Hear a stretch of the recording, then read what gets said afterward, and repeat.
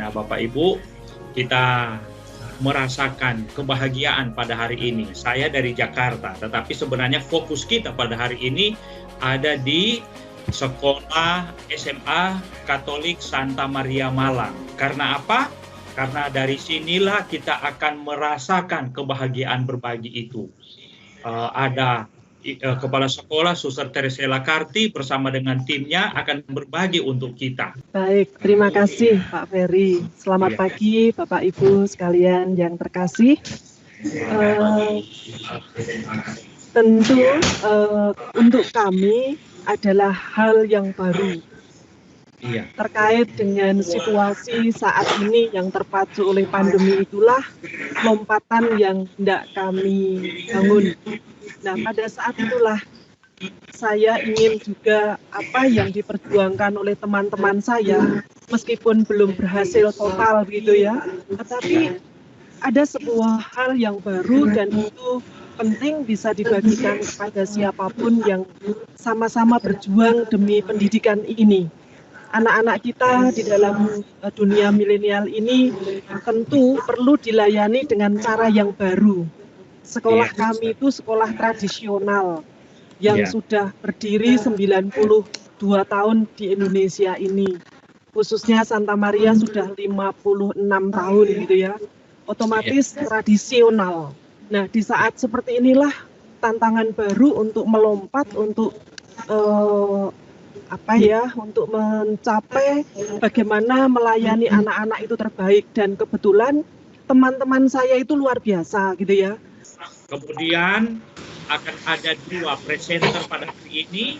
Yang pertama dari Ibu Israel akan membuat evaluasi mengenai apa yang sudah mereka lakukan. Bagaimana mereka melakukan itu dengan upaya jatuh bangunnya. Nah, yang kedua itu Pak Gregorius Dimas akan sharing mengenai bagaimana upaya-upaya ke depan dalam mencapai pembelajaran daring ini.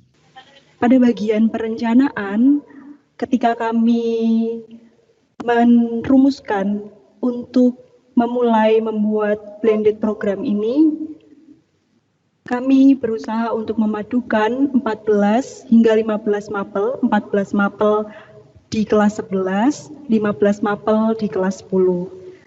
Nah, hal ini terjadi diawali dikarenakan para siswa pada saat masa pandemi, masa daring kemarin, anak-anak mengumpulkan beberapa tugas dari beberapa mapel secara bersamaan di waktu yang bersamaan sehingga mereka mengalami kesulitan, bahkan sampai malam mereka baru mengumpulkan. Dan itu juga menjadi kendala bagi Bapak Ibu guru karena harus mengkoreksinya hingga malam juga. Lalu kami memutuskan untuk beride untuk membuat blended program ini dengan memadukan 14 sampai 15 mapel ke dalam satu buah produk yang anak-anak pilih. Nah, dan kami berharap dengan adanya program ini pada saat itu dapat menjadi wadah bagi siswa dan guru untuk saling berkolaborasi. Nantinya para siswa akan dibagi ke dalam kelompok. Nah, pada waktu itu satu kelompok bisa beranggotakan 4-5 orang. Lalu seorang guru bisa mendampingi 2 hingga 3 kelompok. Di dalam kelompok pendampingan tersebut, anak-anak dapat berkonsultasi kepada guru pendamping dan guru juga dapat memberikan masukan baik terkait materi, desain, dan sebagainya. Dan dari situlah muncul kolaborasi antara siswa dengan guru. Lalu setelah itu mulai menentukan indikator dan rubrik penilaian disesuaikan dengan masing-masing mapel.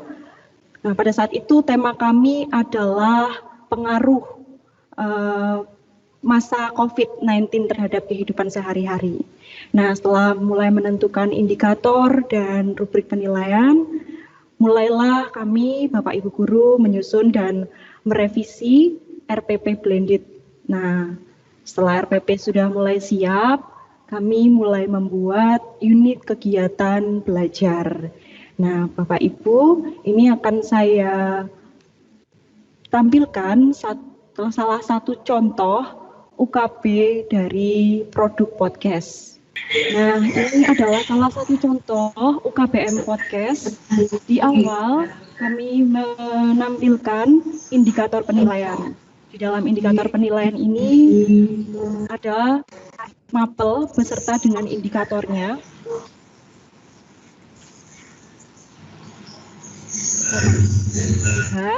Di bagian latar belakang ada sejarah wajib, sejarah peminatan, sosiologi untuk sebagai latar belakangnya, juga biologi. Lalu di sebelah kolom paling kanan ada indikatornya. Begitu juga di bagian persebaran. Lalu kita bisa melihat juga di upaya penanganan. Bagian himbauan kepada masyarakat juga sama. Dan yang paling terakhir ada indikator produk atau karya. Nah, kemudian di bagian yang kedua, tahapan pembuatan podcast itu sendiri. Akan ada 5 tahap, nanti akan saya jelaskan di slide berikutnya. Ini adalah contoh tahap pertama yang ada pada UKBM podcast itu sendiri. Lalu ada tahap kedua, nanti akan saya jelaskan di tahap 3 dan sampai kepada tahap 4. Seperti yang sudah saya sampaikan, ada 5 tahap. Di tahap yang pertama, anak-anak di setiap kelompoknya akan membuat literasi, melakukan literasi bisa dari sumber tertulis maupun sumber lisan. Dan dipastikan sumber yang mereka peroleh bukan sumber yang hoax atau dapat dipertanggungjawabkan kebenarannya. Lalu setelah anak-anak bisa mengumpulkan sumber dari tertulis maupun lisan yang sekiranya sudah cukup, anak-anak bisa mulai membuat resum dari setiap informasi tersebut. Kemudian, dan itu dilakukan dalam jangka waktu 1 minggu. Lalu di tahap yang kedua, masing-masing kelompok dalam masing-masing produk mulai melakukan perencanaan. Nah, di sini mulai berbeda-beda, masing-masing produk memiliki prosesnya sendiri-sendiri. Ada produk podcast dengan membuat transkrip di tahap kedua, lalu ada blog, di tahap kedua mulai membuat akun dan kerangka berpikirnya, di produk iklan mulai merencanakan desain, lalu di produk komik mulai merencanakan desain dan alurnya, di bagian animasi mulai membuat storyboard, dan untuk produk vlog sendiri membuat mind mapping. Jika sudah menyelesaikan tahap 2, mulailah kita di tahap 3. Di tahap 3, durasi waktu yang diberikan sedikit lebih lama, yaitu 2 minggu. Nah, di dalam tahap 3 ini, masing-masing produk juga berbeda-beda prosesnya. Yang pertama, podcast mulai melakukan recording, blog mulai menuliskan di akun blognya, iklan mulai membuat desain dan konten, lalu komik mulai membuat gambar dengan percakapannya, animasi juga mulai membuat storyboardnya, dan vlog sudah bisa men-take video. Lalu setelah mereka berhasil menyelesaikan tahap tersebut dan produk mulai terlihat, mulai bisa ditampilkan kepada khalayak umum, anak-anak diizinkan untuk mempublikasi ke dalam 3 platform yang kami sudah tentukan, yaitu ada platform YouTube, ada platform Facebook, dan Instagram. Nah, karena 3 platform ini juga sangat familiar untuk anak-anak, sehingga dirasa anak-anak juga sudah mampu menggunakannya. Publikasi dilakukan pada tanggal 3 Juni, di waktu yang kemarin, dalam waktu 3 hari, mereka harus berhasil meraih like dan komen. Untuk apa? Nah, itu berkaitan dengan penilaian produk. Dalam penilaian produk, yang kami lakukan adalah dengan 2 tahap. Yang pertama, penilaian guru 70% dari guru itu sendiri. Lalu 30% sisanya adalah berasal dari netizen. Nah, bagaimana netizen ini akan menilai? Netizen menilai dengan cara memberi like.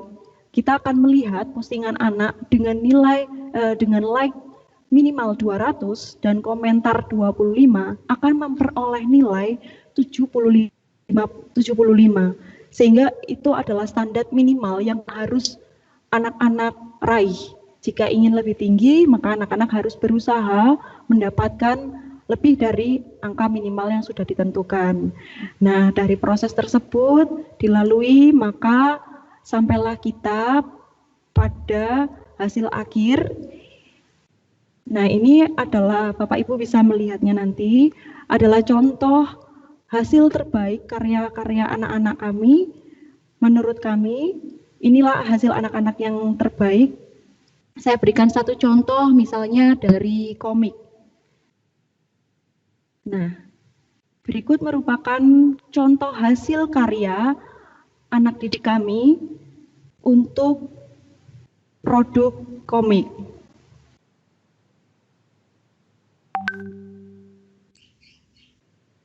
Bapak Ibu bisa memperhatikan anak-anak sungguh sangat luar biasa mengkaryakan talentanya untuk membuat komik. Nah, ini adalah salah satu contoh saja. Lalu saya juga memberikan contoh untuk podcast.